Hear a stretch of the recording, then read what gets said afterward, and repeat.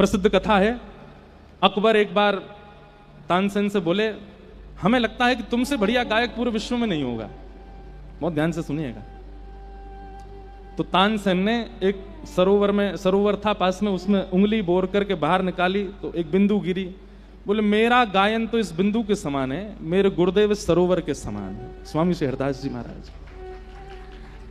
तो अकबर बोला, ये तो देखो हर शिष्य का स्वरूप होता है, वो अपने गुरु की ज्यादा ही महिमा गाता है। तानसेन बोले, मैं झूठी महिमा नहीं गा रहा हूं, मैं वास्तविकता कह रहा हूं, हमारे गुरुदेव सामान्य नहीं है। अकबर बोला, तो मैं तो तब मानूं जब मैं खुद सुनूं। तानसेन बोले, ऐसे तो बिल्कुल मत चले जाना, वो कभी नहीं सुनाएंगे, क्योंकि वो संसार को थोड़ी सुनाते हैं।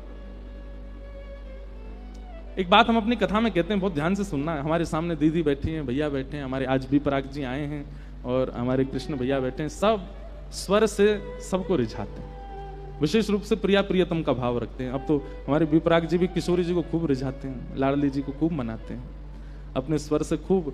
एक बार कहीं कह रहे थे कि अब तो महाराज जी भजन भी मैं प्रिया प्रियतम का स्मरण करके ही गाता हूं, और कभी कई हमारे जो इनके प्रेम वाले भजन है ना, प्रेम वाले भजन जो संसार के दिल टूटे लोग गाते हैं, अगर वो भी कई बार प्रिया जी को स्मरण करके गा दिए जाएं तो कोई अतिशयोक्ति नहीं है, वो उसमें भाव प्रकट हो जाता है।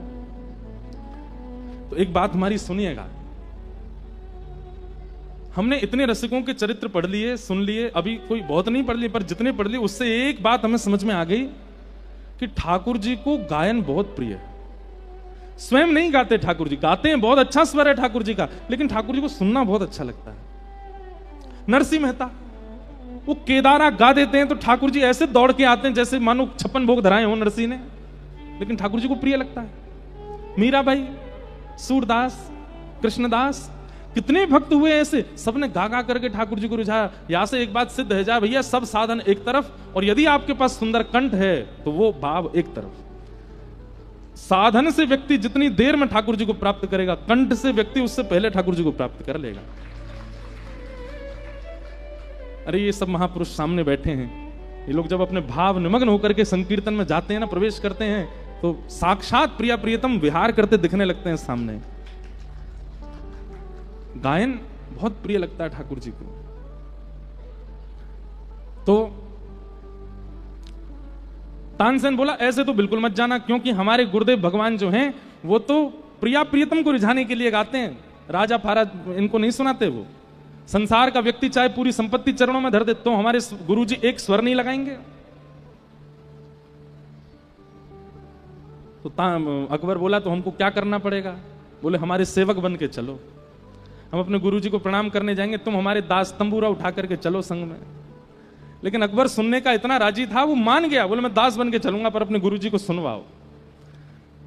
तो तंबूरा उठा करके सेवक बन करके तानसेन का बादशाह अकबर वृंदावन आया, रूप बदल करके फटे पुराने से कपड़े पहन के तंबूरा उठा रखा है, जी हजूर करता चल रहा है तानसेन को। क्यों? स्वामी जी को सुनना है। निधिवन राज में जैसे गए, श्री कुंज बिहारी लाल जी की सेवा चल रही है, स्वामी जी महाराज सेवा कर रहे हैं। तानसेन को आते देख स्वामी जी बोले, बैठो, सेवा चल रही है, ठाकुर जी कुछ गाओ, सुनाओ। तो तानसेन ने कुछ गाना प्रारंभ किया। तानसेन के पद भी बहुत अच्छे हैं, एक मुझे याद नहीं है पर मुझे कल सुनाऊंगा। कल तानसेन का भी भाव, स्वामी जी के चरित्र और सुनाएंगे ना, कल तानसेन का एक पद सुनाएंगे। इतना सुंदर पद गाया प्रिया प्रियतम की स्वरूप माधुरी का। तो तानसेन गाने लगा, लेकिन उसने कहा कि पीछे बादशाह खड़ा है, इसको सुनना है गुरु जी को। तो स्पष्ट तो कह नहीं सकते कि गुरुदेव को सुना दीजिए, इतना संकोच करता है तानसेन। और ये संकोच मैं कथा में कहा करता हूं, हर शिष्य को चाहिए अपने गुरुदेव के प्रति संकोच किया करे। संकोच गहना है शिष्य का। यदि वो बिल्कुल संकोच नहीं करता, बहुत मुंह लगे हो जाते हैं ना, तो आप ये समझिए कि आप गुरुदेव की कृपा से वंचित हो। थोड़ा संकोच कीजिए, थोड़ा झुक के रहिए, थोड़ा पीछे रहिए, हर बात स्पष्ट मत बोल दीजिए। ये सब गुरु कृपा का स्वरूप है। तो तानसेन स्पष्ट तो बोल नहीं सकता कि स्वामी जी को सुना दो, तो गाते गाते गाते उसने अपनी गायकी में त्रुटि की। जैसी त्रुटि की स्वामी जी ने देखा, ठीक से गाओ। तो तानसेन बोला, गुरुदेव मेरा रियाज बिगड़ गया, आप ठीक करवा दीजिए। स्वामी जी समझ गए, बोले हम सब जानते हैं तुम हमसे सुनना चाहते हो, लेकिन ये त्रुटि करके और हमसे बस कर मैं त्रुटि करूं तो गुरुजी गाएंगे। कैसा संकोच है तानसेन का, इसीलिए तो स्वामी जी का शिष्य बना। स्वामी जी बोले लाओ हम गाते हैं। तानपुरा लेकर के तानसेन बैठा है, पीछे अकबर बादशाह तंबूरा लिए स्वर दे रहा है उसमें। जैसे ही स्वामी जी ने गाना प्रारंभ किया, वृक्ष वल्लरियां मानो जैसे चैतन्य होकर के झूमने लगे। आकाश में चिलचिलाती धूप थी, पर मानो जैसे बादल आकर के सुंदर वातावरण बना दिया।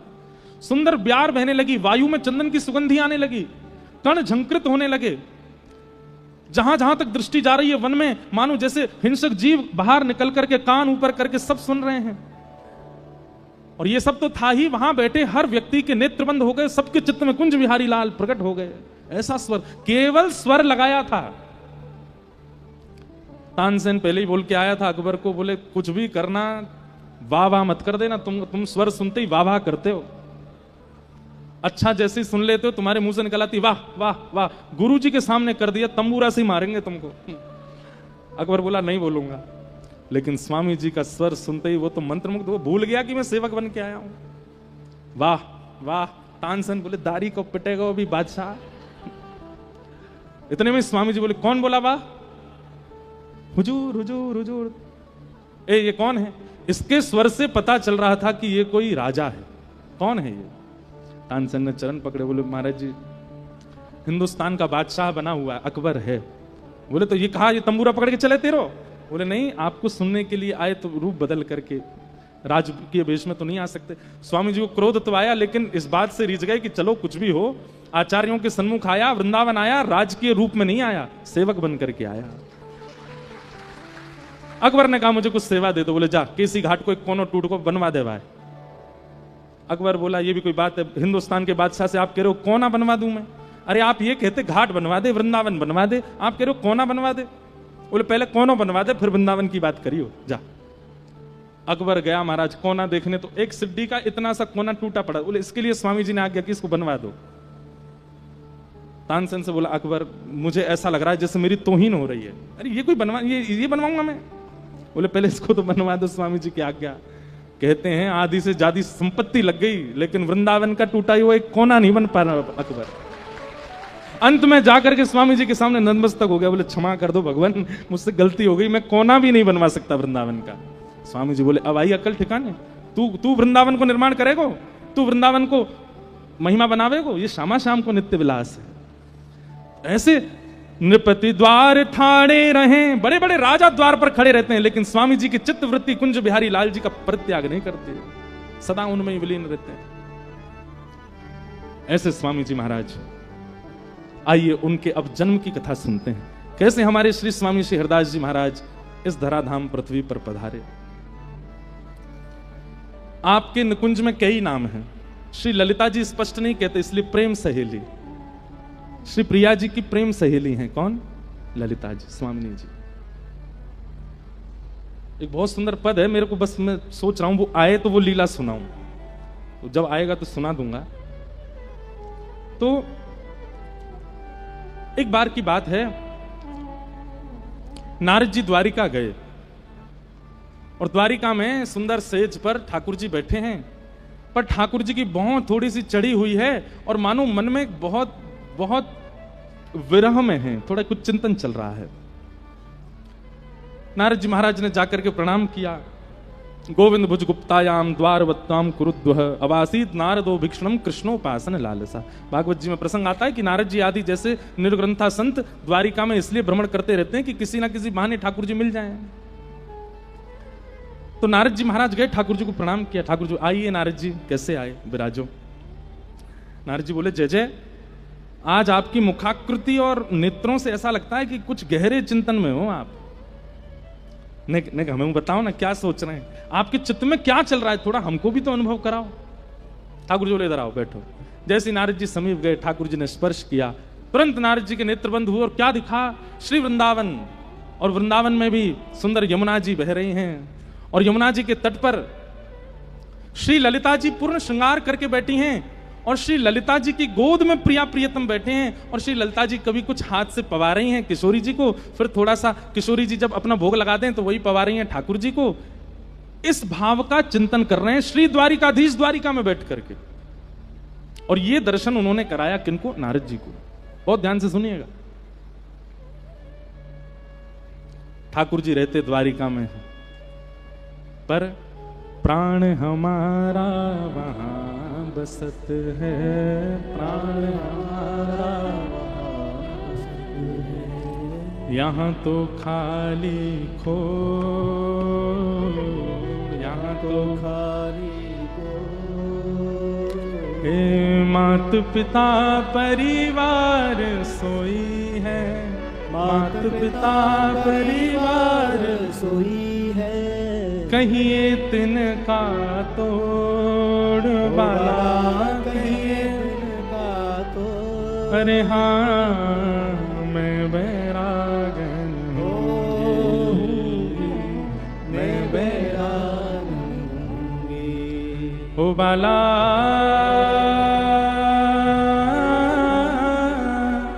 मैं बैरागन होंगी, होंगी, मैं बैरागन होंगी, मैं बैरागन होंगी। नारद जी के नेत्र सजल हो गए। जय जय। आप द्वारिका में बैठे हैं और वृंदावन का चिंतन कर, और वृंदावन का चिंतन कर रहे हैं, यमुना जी का चिंतन कर रहे हैं। ये तो पर ये कौन है? इतना सुंदर श्रृंगार करके जो बैठी थी और जिनकी गोद में आप और प्रिया जी दोनों बैठे थे, ये कौन है? ठाकुर जी कहते हैं ये प्रेम सहेली श्री ललिता जी। आज नारद जी बैठ गए आसन लगा करके ठाकुर जी के आगे, बोले जय जय, मुझे आज आपसे विनती है, ये क्या रस है? ये अष्ट सखियों का रहस्य क्या है? और ये निकुंज क्या है? ये निवृत्त निकुंज क्या है? आप उस निकुंज में, उस निकुंज के रस में क्यों डूबे रहते हैं? और ये दुनिया भर के, चाहे महादेव के पास चले जाओ, ये सब निकुंज की उपासना क्यों करते हैं? ये निकुंज है क्या? मुझे इसके बारे में बताओ।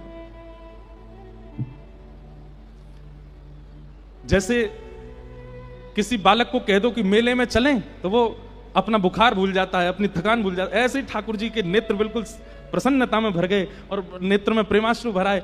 मेरा नारद, तुझे निकुंज रस जानना है, प्रेम रस जानना है? बोले हाँ, चल मेरा हाथ पकड़, चल तुझे दिखा के लाता हूं। और श्री नारद जी महाराज को लेकर के गए। बहुत ध्यान से सुनना, बड़ी अच्छी कथा है।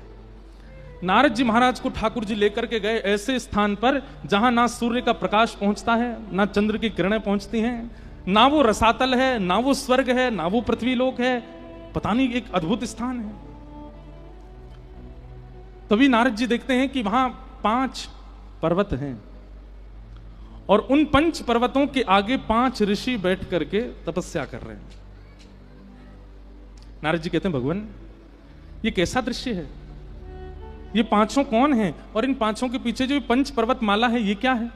और ये 5 ऐसे एक अज्ञात स्थान पर बैठ करके किस भावना की तपस्या कर रहे हैं? ये सब क्या हो रहा है? ठाकुर जी बोले, नारद, ये 5 ऋषि हैं, ये 1000 वर्ष तक तपस्या करते हैं और 1000 वर्ष की तपस्या के बाद जब मैं प्रकट होता हूं तो ये मुझसे एक वरदान मांगते हैं और उस वरदान को देने में मैं असमर्थ होता हूं, तो ये अपने प्राण त्याग देते हैं। तो इनकी अस्थियां ही करते करते पहाड़ बन गई हैं और फिर ये पुनर्जन्म लेते हैं। जब मैं इनकी आज्ञा पूरी करने में, इनकी इच्छा पूरी करने में असमर्थ होता हूं, तो फिर अंत में कहते हैं, हे नाथ, हमको दूसरा वरदान दे दो। बोले क्या? आप पहला वरदान तो पूरा कर नहीं पा रहे, तो दूसरा वरदान ये दे दो, हम पुनर्जन्म लें और फिर से तपस्या करके आपसे फिर से वरदान मांगे। नारद जी बोले, ऐसा कौन सा वरदान मांगते हैं जो आप नहीं दे सकते? बोले, जो तुमने अभी द्वारिका में मुझसे कहा था कि आपके निकुंज में हमको प्रवेश करा दो, अपने प्रेम रस का दर्शन करा दो, ये निकुंज, निवृत्त निकुंज की लीला का आस्वादन करा दो। नारद, जो तुम मुझसे द्वारिका में पूछ रहे थे ना, ये वही वरदान मांगते हैं मुझसे, लेकिन मैं देने में असमर्थ हूं। मैं निकुंज रस मैं नहीं प्रदान कर पाऊंगा। और इसलिए ये लोग उसके अलावा कुछ नहीं चाहते, तो दूसरा वरदान मांगते हैं कि फिर से जन्म हो और फिर से हम तपस्या करके फिर से आपसे यही वरदान। इसलिए ना जाने कितने जन्मों से ये लोग तपस्या कर रहे हैं कि इनका शरीर पहाड़ बन गया है, इनकी अस्थियां पहाड़ बन गई हैं, और तुम कह रहे हो कि मैं तुमको एक बार में निकुंज दे दूं। नारद जी के तो हाथ खड़े हो गए, जय जय, मोकू पहाड़ नहीं बननो। ऐसा निकुंज रस है कि उसके लिए इतना तप करने बाद भी निकुंज में नहीं। बोले क्योंकि भैया, तप सामान्य भाव के लिए किया जा सकता है, सामान्य वस्तु के लिए। निकुंज तो मेरा हृदय है। अब तुम कहो कि तप करके हम आपका हृदय मांग रहे हैं, वो कैसे दे दूं मैं? नारद जी कहते हैं ठाकुर जी इस संसार में ऐसी कोई वस्तु नहीं जो आप नहीं दे सकते, पर निकुंज आप नहीं प्रदान कर सकते, उसके पीछे कारण क्या है? बोले 2 कारण है।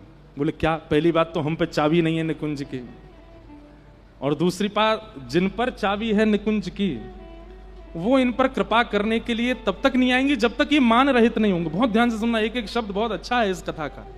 ये स्वामी जी के प्राकट्य की कथा है। बोले जिस पर निकुंज की चाबी है वो तब तक नहीं आएंगे जब तक ये पंचों ऋषि मान रहित नहीं होंगे, और मान रहित व्यक्ति तभी होगा जब उसके जीवन में गुरु आ जाएंगे। नारद जी इन 5 ने अभी तक गुरु नहीं बनाए, इनके जीवन में गुरु नहीं है, इसीलिए तो जब मैं प्रकट होता हूं तो ये मुझसे कहते निकुंज दर्शन कराओ, और मैं मना करता हूं कि निकुंज देने की मेरी सामर्थ्य नहीं है, तो ये अभिमान में आकर के दूसरा मांगते हैं कि तो फिर ठाकुर जी दूसरा वरदान दीजिए कि हम फिर से जन्म लें और फिर से तपस्या करके फिर से आपसे यही वरदान मांगें। इनका ये सूक्ष्म अभिमान है कि हम निकुंज मांगते रहेंगे चाहे आप मत दो, हमारे तप में इतनी सामर्थ्य, हम बार बार जन्म लेकर के निकुंज की भावना रखेंगे। ये हट, ये इनका जो हट है ये मान के रूप में आ चुका है, इसलिए इनको निकुंज नहीं मिल रहा है। मान दूर करने के लिए इनको गुरु की आवश्यकता है। तो नारद जी बोले इनको दीक्षा कौन देगा? बोले तुमको हम क्यों लेके आए यहाँ पे, तुमको हम क्यों लेके आए? पूरी लीला जुड़ी हुई है नारद, तुम्हारे मन से कुछ नहीं होता, सब मैं सोच के बैठा हूं। अब तुम जाओ और इन 5 को गोपाल मंत्र की दीक्षा प्रदान करो। नारद जी महाराज कहते हैं चरण कहां हैं आपके? ये इतनी मैंने निकुंज क्या पूछा, आप अपने काम बनवा रहे हो मुझसे? बोले पहले करो तो निकुंज में प्रवेश मिलेगा। नारद जी गए और उन 5 ऋषियों के सन्मुख बैठकर के गोपाल मंत्र की दीक्षा प्रदान की, और दीक्षा प्रदान करते ही उनको आज्ञा कर दी अब इसका पुरुषण कीजिए। पुरुषण के बड़े नियम होते हैं, 1.25 करोड़ जाप होता है, उसके बड़े नियम कानून आदि सब होते हैं। गोपाल मंत्र का उन 5 ऋषियों ने जब पुरुषण करना प्रारंभ किया तो उनके चित्त से मान नष्ट हो गया, अभिमान नष्ट हो गया, और जैसे ही मान नष्ट हुआ तब उन 5 के पुरुषण के प्रभाव से पुरुषण पूर्ण होते ही एक सूर्य के समान एक कांति सामने से दिखने लगी, और कांति देखते ही देखते थोड़ी ओझल हुई और उस कांति में से श्री ललिता जी प्रकट हो गई। और ललिता जी जैसे ही प्रकट हुई, श्री जी नहीं आई हैं, ठाकुर जी नहीं आए हैं, निकुंज की कामना की है तो सखी आई है, सहचरी आई है। ललिता जी जैसी आई तो इन 5 ऋषियों के चित्त में मन में भाव आया, अरे ये कितनी सुंदर है, मैं इनको अपनी लाली बना लूं। दूसरे के मन में आयो ये कितनी सुंदर है, मैं इनको अपनी सखी बना लूं। तीसरे के मन में आयो ये कितनी सुंदर है, मैं इनको अपना गुरु बना लूं। ऐसे 5 अलग अलग भाव 5 ऋषियों के चित्त में श्री ललिता जी को देख करके प्रकट भय। श्री ललिता जी उनके मन के भाव कुछ मांग ही नहीं पाई, कुछ बोल ही नहीं पाए, कुछ और आगे कह ही नहीं पाए, केवल भावना प्रकट हुई कितनी सुंदर है, इनको हम अपनी लाली बना लें। 5 ऋषियों के चित्त में जो भावना प्रकट हुई, ललिता जी ने कहा तथास्तु, अब ये पूर्ण होगा। और तभी वे 5 ऋषि ही गंगाधर, गुरुजन, जपना, भगना, भीला और चित्रा जी के रूप में पृथ्वी पर प्रकट हुए, जिसमें गंगाधर जी जो हैं ये स्वामी श्री हरदास जी के पिताजी हैं, क्योंकि उनके चित्त में भाव आया कि ऐसी तो हमारी लाली हो। श्री गुरुजन जो हैं ये श्री स्वामिनी जी के मामा जी हुए। जपना, भगना, भीला ये सब सेवक गण हुए। चित्रा जी माता जी हुई स्वामी जी की। आज्ञा दे दी, बोले जाइए आपकी इच्छा पूरी होगी। और कलिकाल में श्री वृंदावन के मध्यस्थ विराजमान राजपुर गांव में गंगाधर जी और चित्रा मैया ये 2 माता पिता के रूप में पधारे। आपने आसुधीर जी जो स्वामी श्री हरदास जी के गुरु जी हैं, वे गिरिराज जी के स्वरूप हैं, श्री गोवर्धन नाथ जी के ही स्वरूप हैं श्री आसुधीर जी। आसुधीर जी से जाकर के प्रार्थना करी तो आसुधीर जी ने दिव्य अपने भाव से देख लिया और आज्ञा कर दी, बोले आप 5 सामान्य रूप से नहीं आए, आपने इच्छा प्रकट की है यहाँ आने की, इसलिए आप आए हो, और अब चिंता मत करो, साक्षात निकुंज नायिका श्री ललिता जी पधार रही हैं, अब तो बस प्रतीक्षा करो। आसुधीर गुरु जी ने आज्ञा दे दी, और आज्ञा उनकी ऐसी पूर्ण भई कि महाराज, अच्छा एक और बात आती है कि जब चित्रा मैया स्वामी जी की माता जी, जब आपके गर्भ में श्री ललिता जी को आगमन भयो तो महादेव और पार्वती जी बोले भैया गुरु जी को प्राकट हेवे वारो है। स्वामी जी को अपनी निकुंज के गुरु जी मानते हैं श्री महादेव। क्यों? क्योंकि जब रास हुआ, महारास हुआ, तो महारास में महादेव आए सबको पता है, लेकिन गोपियों ने अंदर प्रवेश नहीं करने दिया। बोले अंदर तो केवल गोपी जा सकती है। तब महादेव ने बाहर से प्रार्थना करी, ठाकुर जी कृपा करो, मैं भीतर कैसे आऊं? तब ठाकुर जी ने ललिता जी को आज्ञा की, बोले आप जाओ और जाकर के निकुंज रस का इनको ज्ञान दो। तब ललिता जी बाहर आई और महादेव जी को यमुना जी के तट पर बैठा करके निकुंज रस की रीति बताई। तब से महादेव श्री ललिता जी को अपना गुरु मानते हैं कि हमारी रास में प्रवेश करावे वाली श्री ललिता जी हैं।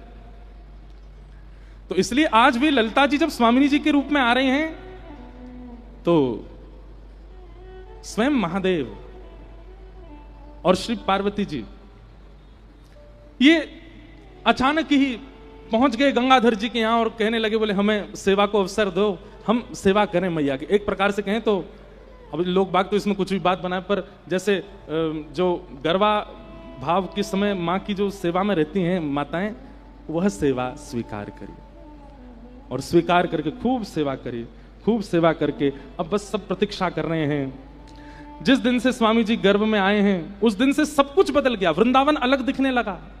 वृंदावन की कुंज लताएं साक्षात वृक्ष और पौधे नहीं दिख रहे, उनके प्रति भी एक अलग भावना प्रकट हो गई है। शुक्ल पक्ष अष्टमी मध्याह्न का समय, सुंदर राधाष्टमी का दिन है। पूरे ब्रजमंडल में किशोरी जी के पावन जन्मोत्सव की बेला आई है। सब जन श्री किशोरी जी के मंगल जन्मोत्सव को मना रहे हैं और उसी समय श्री गंगाधर जी के यहां पर साक्षात श्री ललिता जी ही स्वामी श्री हरदास जी के रूप में प्रकट भई हैं। बधाई हो, बधाई हो, बधाई हो। कुंज बिहारी, कुंज बिहारी, कुंज बिहारी।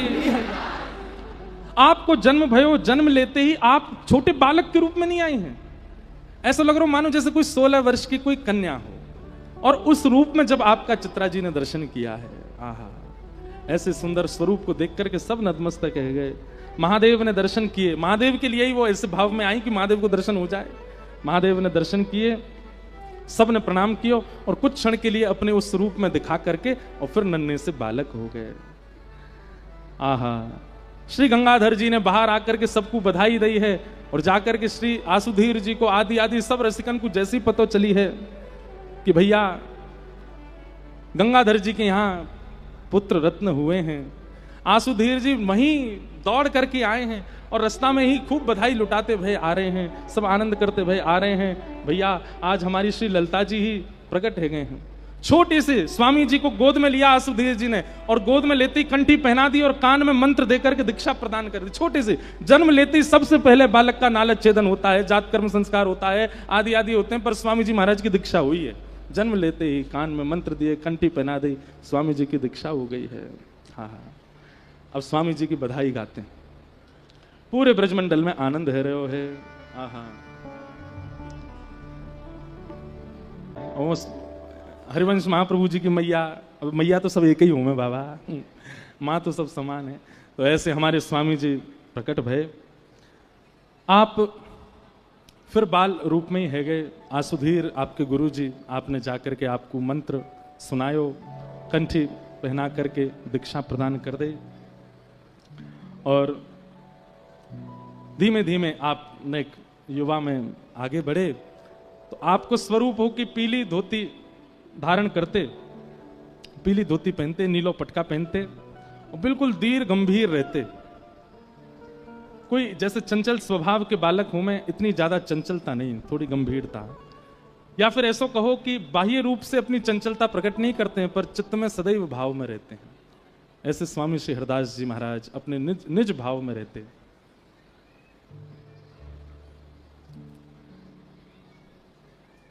आपकी सौंदर्य इतना अद्भुत था कि जब स्वामी जी महाराज निकलते थे तो घर गांव के लोग सब अपने अपने द्वार पर खड़े होकर के स्वामी जी का रूप देखते थे।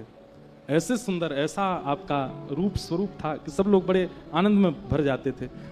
चरित्र जी में वर्णन है कि स्वामी जी की परछाई दिखाई नहीं देती थी, आपकी परछाई नहीं थी। चाहे कभी भी धूप में खड़े हो तो सदैव मानो स्वामी जी ही दिखते, परछाई का अनुभव नहीं होता था। श्री विठल विपुल देव जी हमेशा संग में रहते थे और ये आपसे आयु में तो बड़े थे पर आपको ही श्रेष्ठ मानते थे, सदा आपके चरण सन्निधि में ही रहते थे।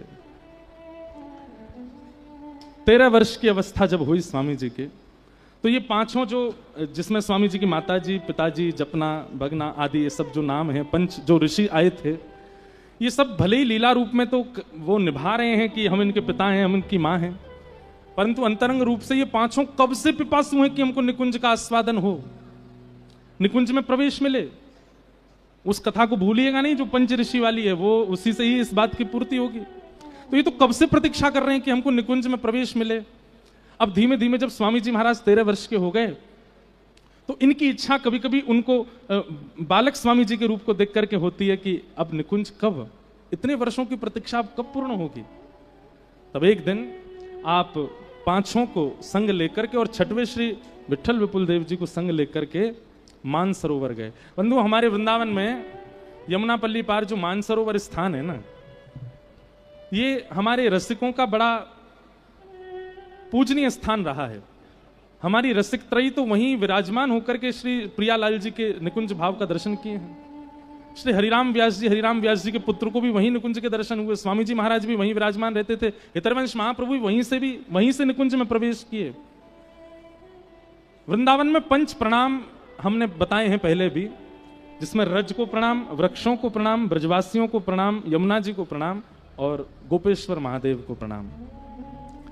लेकिन ऐसे जब रस में प्रविष्ट हो जाओ तो उसमें पंच रसिकों के प्रणाम अलग हैं और उनमें एक श्री मानसरोवर का प्रणाम है। जब रस पक्ष समझ में आने लग जाए तो एक बार मानसरोवर जाइएगा। और मानसरोवर में करना क्या है, केवल प्रियालाल जी का दर्शन करके और ध्यानस्थ होकर के बैठ जाओ, बस वो बैठने की भूमि है। वहां विराजमान होकर के मानसिक चिंतन करो, चिंतन को भाव रखो बस। तो मानसरोवर पर आप पांचों को लेकर के और साथ में छठवें श्री विट्ठल विपुल देव जी को लेकर के गए और सबसे कही कि आप या सरोवर में स्नान करो। छयों ने वह सरोवर में स्नान कियो और स्नान करने के बाद में आपने युगल चूड़ामणि मंत्र प्रदान कियो छयों उनको और आज्ञा दी कि आप या को अब आस्वादन करो। ये मंत्र प्रदान कियो, 32 लाख मंत्र जाप करो, ये आज्ञा करी स्वामी जी महाराज ने। और आप छयों ने वह मंत्र के 32 लाख जप किए। भाव रखो। देखो बंधुओं, नाम जप आप हम जैसे करते हैं वो भाव नहीं होता है। नाम जप चल रहा है लेकिन मानसी में, बुद्धि में, चित्त में यदि चिंतन नहीं चल रहा है तो नाम जप का कोई प्रयोग नहीं है। आप जब अपने गुरु के द्वारा प्रदत्त मंत्र हो या जो भी उनके द्वारा प्रदत्त शिक्षा हो, जब तक उसका चिंतन भाव से नहीं करोगे, जब आप अपने गुरु मंत्र का जाप कर रहे हैं तो नित्य निकुंज चित्त में प्रकट होना चाहिए। महामंत्र का जाप कर रहे हैं, मान लीजिए तो हरे कृष्ण, एक बार हरे कृष्ण कहें तो बाल रूप के श्री कृष्ण दिखाई दें। हरे कृष्ण दूसरी बार जब कहें तब आपके चित्त में त्रिभंग ललित श्याम सुंदर प्रकट हों। कृष्ण कृष्ण जब कहें तो बलभद्र जी के साथ में श्री ठाकुर जी खड़े हैं, ऐसा स्वरूप प्रकट हो। हरे हरे उनकी जय हो, उनकी जय हो, उनके चरणों में आप प्रणाम कर रहे हो, उस भाव से उनका दर्शन हो। हरे राम राम राम हरे हरे, जितनी बार शब्द प्रकट हो, चित्त में कोई ना कोई झांकी प्रकट करते हुए नाम जप करेंगे, तब नाम जप का फल है। ऐसे तो कितने भी आप नाम जप कर लीजिए, कितने भी आप मंत्र जप कर लीजिए, उसके साधन की पूर्णता नहीं होगी जब तक मानसी में उसका भाव प्रकट ना हो। तो आपने 32 लाख मंत्र जाप करने की आज्ञा दी और कहा कि अब आप इस भाव को जपो। मानसरोवर में स्नान करके और आपने 32 लाख मंत्रों की जाप किए। शरद पूर्णिमा का दिन और छयों को ठाकुर जी के महारास का अनुभव हुआ। रास का अनुभव करा दिया सबको। रास में श्री बिहारी जी के और ठाकुर जी किशोरी जी के मधुर दर्शन करने के बाद स्वामी जी अब स्वयं को रोक नहीं पाए और श्री निधिवन राज में आसुधीर जी गुरुदेव के पास आकर के कहा कि अब हमें विरक्त वेश लेना, अब विरक्ति चाहिए। विरक्ति का एक अर्थ यह भी होता है कि सब कुछ अब ठाकुर जी को देना है, अब संसार के किसी संबंध प्रयोग भाव में रहना नहीं है। आपने गुरुदेव के पास आकर के विरक्ति ग्रहण की और श्री गुरुदेव ने आपको करुआ, कंठी, कौपीन और आड़बंद, ये 4 वस्तु प्रदान की, केवल 4 वस्तु। आज भी निधिवन में श्री करुआ जी के दर्शन होते हैं स्वामी जी के। तो करुआ, कौपीन, कंठी और आड़बंद, ये 4 वस्तु आपको प्रदान की और कहा कि अब बस निरंतर कुंज बिहारी, श्यामा कुंज बिहारी श्री हरदास, श्री कुंज बिहारी जी को लाड़ लड़ाते रहो, उनका दर्शन करते रहो। आसुधीर जी आपके गुरुदेव अब निकुंज में प्रवेश कर चुके हैं। स्वामी जी महाराज निधिवन राज में विराजते हैं, कुछ सेवक जन आपकी सेवा में रहते हैं और श्री विठल विपुल देव जी आपके संग ही रहते हैं, वो आपसे एक भाव के लिए भी दूर नहीं जाते। तभी एक दिन की ऐसी लीला होती है कि आप नित्य एक विशेष कुंज को प्रणाम करते थे, जाकर के नित्य वहां नतमस्तक करते, वहीं बैठ करके मानसी ध्यान करते, वहीं चिंतन करते, वहीं हंसते, वहीं खिलखिलाते, वहीं विराजमान रहते। एक दिन श्री विठल विपुल देव जी ने आपसे प्रणाम करते हुए निवेदन किया कि भगवान, ये विशेष कुंज में आप प्रणाम करते हैं, या विशेष कुंज को रहस्य क्या है? उस दिन विठल विपुल देव जी का जन्मोत्सव था और आपको आचार्य चरण ने आज्ञा की कि भीतर जाओ और भीतर जाकर के निकुंज विशेष में दर्शन करो और जो दर्शन हो वह दर्शन को करके हमें बताओ। तब आपने वह निकुंज विशेष में जैसे ही प्रवेश करते ही आपको अनुभव भयो कि दिव्य सिंहासन पर श्री प्रियालाल जी विराजमान हैं। सहचरियां सब कोई चंवर डुरा रही हैं, कोई बीरी पवा रही हैं, कोई पंखा जल रही हैं, सुंदर महाराज की स्थिति बन रही है। आपको आचार्य चरण ने आज्ञा करी कि जब कुंज विशेष में जाओ तो फिर कछु प्रसाद लेकर के यहीं हो। आप जैसे कुंज विशेष में गए, सामने जाकर के पहले तो आपको धीर नहीं रहे हो, अपने तन की सुध भूल गए। विशेष भाव देख करके आपके मन में भाव आयो कि ये केवल एक मानसी को भाव होगा, शायद ऐसा कि प्रत्यक्ष ये लीला हो नहीं रही है। आपको लगी कि मानो जैसे गुरुदेव ने कृपा करके मानसी में कोई लीला प्रकट कर दी है, ये प्रत्यक्ष लीला नहीं है। तब आचार्य चरण ने आज्ञा करी, भैया या को मानसी मत समझाइए, प्रत्यक्ष में तू को दर्शन भय, जाके कछु प्रसाद लेकर के आ।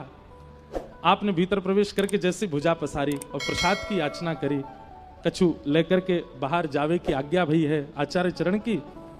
आपने जैसी भुजा पसारी, श्री प्रिया प्रियतम उनको देख करके मंद मंद मुस्कान लगे और मुस्कुराते भये श्री प्रियालाल जी दोनों एक दूसरे के समीप गए, एक दूसरे के कंठ में गलवैयां धई और जैसे ही एक दूसरे के समीप आए, चैतन्य श्री प्रिया जी, चैतन्य श्री लाल जी एक दूसरे के श्री अंग में विलीन हो गए और श्री वृंदावन के निकुंज विलासी श्री कुंज बिहारी लाल प्रकट है गए हैं और प्रकट है ते श्री विठल विपुल बिहारी देव जी को प्राप्त भय। आपकी गोद में सखीन ने जाकर के ठाकुर जी पधरा दिए। आहा, बिहारी जी की वो छवि आपके भुजा में आई है। मैं तो भैया हमेशा कहूं कि श्री बिहारी जी को जो वाम अंग है वो साक्षात किशोरी जी हैं, साक्षात श्री जी हैं, और बिहारी जी को जो दाहिनो अंग है वो साक्षात ठाकुर जी हैं। ये अकेले लाल जी नहीं है, ये प्रिया सहित लाल जी हैं श्री बिहारी जी। और ये दोनों चैतन्य एक भये, दोनों मिल एक भये, कुंज बिहारी लाल प्रकट भये। और प्रकट है करके श्री विठल देव जी आपको लेकर के वहां से बाहर आए। निकुंज से जैसे ही बाहर आए, पूरे निधिवन राज में जितने सेवक जन बैठे हैं सब देख करके बधाई हो, बधाई हो, बधाई हो, जय जयकार करने लगे। श्री स्वामी जी महाराज के नेत्र सजल है गए। आपने भुजा पसार करके कही लाओ अब गोद में पधराए दो, और आपने जाकर के स्वामी जी की गोद में श्री उनके प्राण प्रियतम श्री बिहारी जी को प्रदान किया हो। बोलो वृंदावन बिहारी लाल, श्री कुंज बिहारी लाल, श्री कुंज बिहारी लाल प्रकट भये हैं। हमारे स्वामी जी महाराज सुंदर भाव गामे, वो तो हमारे चित्र बाबा गाएंगे जो बिहारी जी के प्राकट्य में हमारे निधिवन में गायो जाए, लेकिन निधिवन राज में प्यारे श्री कुंज बिहारी लाल प्रकट भये हैं। सब स्वामी श्री हरदास जी महाराज सब नृत्य कर रहे हैं, सब सखी जन नृत्य कर रहे हैं, सब सेवक जन नृत्य कर रहे हैं। श्री बिहारी जी प्रकट भये हैं। बिहारी जी को विराजमान कियो है, खूब सुंदर अभिषेक भयो बिहारी जी को। वृंदावन के ब्रजवासी ब्राह्मण आदि भी सब पहुंचे, कहते हैं रूप सनातन गोस्वामी भी पहुंचे हैं। जो जो रसिक जन वृंदावन में विराजमान थे सब आए, श्री गोपाल भट्ट जी भी आए हैं, आदि आदि जो उस काल के सब महापुरुष थे सब आए हैं, और सब बिहारी जी की रूप छटा देख करके दूर से ही वारी वारी जा रहे हैं। आहा, भुवन चतुर्दश की सुंदरता निधिवन करत बिहार। 14 भुवनों की सुंदरता आज प्रकट हुई है श्री निधिवन राज में। ब्रजवासी ब्राह्मण आके स्वस्ति वाचन गान लगे। हमारे निधिवन के सब जो वहां के सेवक जन सब बोले हमारे जय जय तो पदन ते रीझ हैं, तो महाराज सब ब्रजवासी को स्वामी जी ने फिर आज्ञा करी, बोले नहीं नहीं भैया, ये ब्रजवासी हैं, ये ठाकुर जी को लाड़ लड़ावे, ठाकुर जी इनसे जैसे चाहे वैसे लाड़ लड़ावे, इनको करन दो। और स्वस्ति वाचन करके सबने बिहारी जी को अभिषेक किया। कैसी छवि रही होगी, कैसी छटा रही होगी उस समय की जब स्वामी जी के प्यारे श्री बिहारी जी प्रकट भये। दूर दूर से सब रसिक जन आए हैं। बिहारी जी की ऐसी ख्याति भई कि महाराज जहां जहां तक स्वर गए हैं, किसी वृंदावन में बिहारी जी प्रकट भये, सब आए हैं बिहारी जी को दर्शन करने के लिए। ऐसे महलन में श्री कुंज बिहारी लाल प्रकट भये हैं। अब स्वामी जी के जो अंतरंग भाव हैं, उनसे जो महलन में लीला भई है, वो सब तो हम लोग सुन ही रहे हैं। आगे रसिक जनों पर जो जो कृपा की है स्वामी जी ने और बिहारी जी ने कैसी कैसी लीलाएं की हैं, वो सब हम सुनेंगे ही। मेरे मन को भाव है, और कोई को हो नहीं हो, मेरे मन को भाव है कि वैसे तो हम महाराज जी के दर्शन ही कर रहे हैं, सब रसिकन के दर्शन कर रहे हैं, पर आज बिहारी जी प्रकट भये हैं और स्वामी जी के हृदय के ठाकुर जी प्रकट भये हैं। तो बिहारी जी के प्राकट्य पर निधिवन के और निकुंज के जो भाव हैं, जो महाराज जी को अनुकूल लगे कि यहाँ परोसने लायक हों, हमें कहवे लायक हों, वो बिहारी जी के भाव, स्वामी जी के भाव, श्री विठल विपुल देव जी के भाव, या